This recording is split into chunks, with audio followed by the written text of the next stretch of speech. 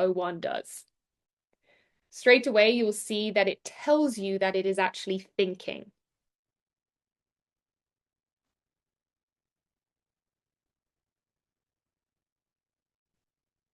So O1 has identified that it thought for 11 seconds, and it's now provided a structured recommendation that considers ROI, resource allocation, key risks, and some fallback alternatives. We also have a really lovely executive summary that outlines these two scenarios. If we scroll down, we can see the ROI projections for option 1 and option 2 with some key figures and percentages as well. We then can see how O1 has modeled through the resource allocation strategy against each option. And then we have a clear key risks and mitigation section, the alternative strategies, and then a recommendation. So this is incredibly comprehensive. ChatGPT has come an incredibly long way from just being able to answer very basic questions. We're now able to partner with a reasoning model like O1 to really map out and model some incredibly complex scenarios that previously would have taken a number of humans multiple days. This is a very, very powerful use case. And there we have a pretty robust conclusion. And in summary, the digital marketing strategy is simpler, requires a smaller outlay, and still exceeds the 15% ROI target. So this type of activity is going to be kind of expedited when we use O1. Okay, moving away from O1 and 4O, I do want to help you navigate the interface. So let's talk about that briefly in the next couple of minutes. I'm then going to move on to talk about Canvas, which is the ability to partner with ChatGPT on writing and code. And then we're going to wrap up today with some tips about prompting. Okay, let's talk about the interface briefly. So we've spoken about the chat window, and we've spoken about adding prompts. And we're also now clear that when we come to the model selector at the top, we can also identify the model that we would like to interact with based on the task in hand. One thing to note is that on the left-hand side, all of my chats are stored. So if I ever want to go back, re-engage in a chat, I can. And I also have the ability to rename a chat, delete a chat, or also add a chat to a project. I'm going to talk about projects and GPTs in next week's 102, and we're actually going to build a project and we're going to build a GPT. But just at a high level, projects are a great way to organize chats that fall under the same topic. So again, if you had multiple chats going for a specific project, say, for example, campaign analysis, you can then drag and drop all of these chats that relate to that topic into that project. Really great way to keep your ChatGPT space organized. GPTs are essentially customized assistants. They allow you to do a task over and over again. So you provide the GPT with very specific instructions and it's able to automate a task. Again, I'm going to go into the GPT store and GPTs next week. Okay, we have the search icon up here, which allows you to search for keywords in specific chats. So if you can't remember what your chat was called, but you can remember the topic, this is a great way to go back and find that chat. If we come to the top right and we look at the circular avatar, what we'll see is the environment that we're working in. So this is our workspace. A couple of settings that I want to bring your attention to. So the first is customize ChatGPT. If there is one thing that you do today, please, please do this. This is where you can tell ChatGPT more about you so that the responses that you get are more specific to you. Now, I don't know if anyone remembers, but when I triggered a voice conversation earlier today and ChatGPT said, "Hi, Lois," that is because I've told ChatGPT that I want it to call me Lois.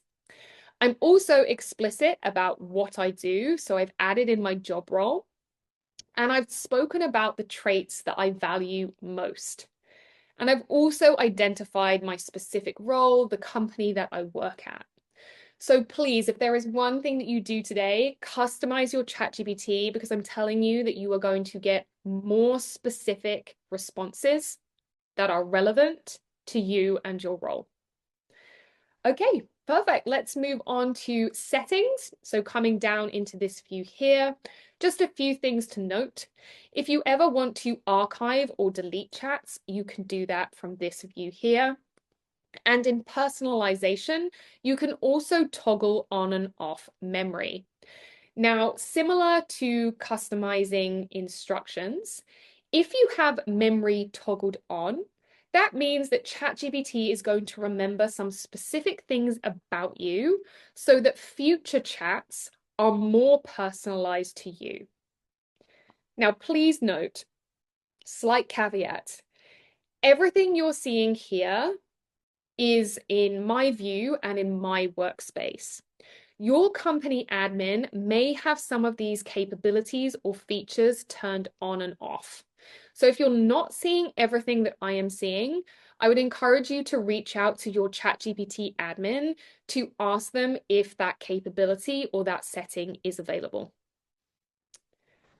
Great. Okay, what I want to do now is I want to talk about the toolkit. So the toolkit can be found in the chat window, and this toolkit is going to offer some additional capabilities. Oh, and we're just in O1, so top tip from me, make sure that you're in 4.0 if you want to access the full toolkit.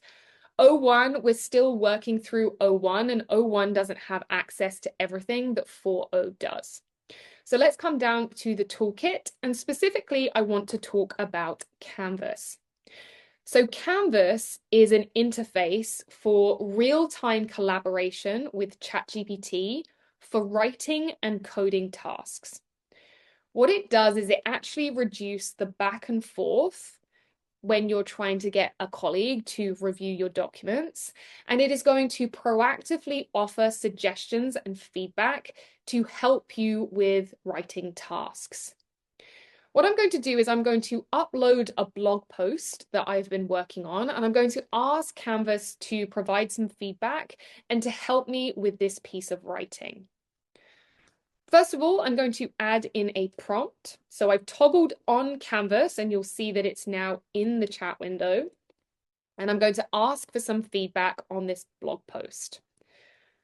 I'm then going to break this out, and I'm going to enter in the raw text of the blog post into the window here. What I'm going to do is I'm going to send that across, and you'll see that this interactive view here suddenly changes. And then the blog post is being pulled into a single view in the center. And so what I can do is I can now engage with a conversation with ChatGPT on the left and ask for specific things. And ChatGPT is actually going to edit all of this text in this main view here. And you can see as well that you yourself, whenever you highlight text, you can either ask ChatGPT to do something, or you can change aspects of the written word. For example, I could ask ChatGPT to reduce the blog post by 10 words. Let's imagine I have a word limit and I need some help doing this. ChatGPT is going to go through and take out the unnecessary words for you. The other thing that you can do is you can go down to the bottom right and click on Suggest Edits. So this is where ChatGPT is really going to act as your thought partner.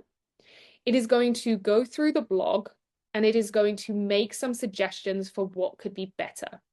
So this is a real world example of me getting some partnership with ChatGPT and some support on a document that I am writing. Then what I can do, if I like these suggestions, the same as asking a colleague to help you out, I can click apply, and those changes are going to be made directly to that blog post. Okay, and just to cover off some of the other settings here, I can adjust the length. So if I actually want to expand the blog post or make it more detailed, I can do that. I can adjust the reading level. So say, for example, I'm talking to a very like a different audience and I want to increase the complexity of the language. I can also do that.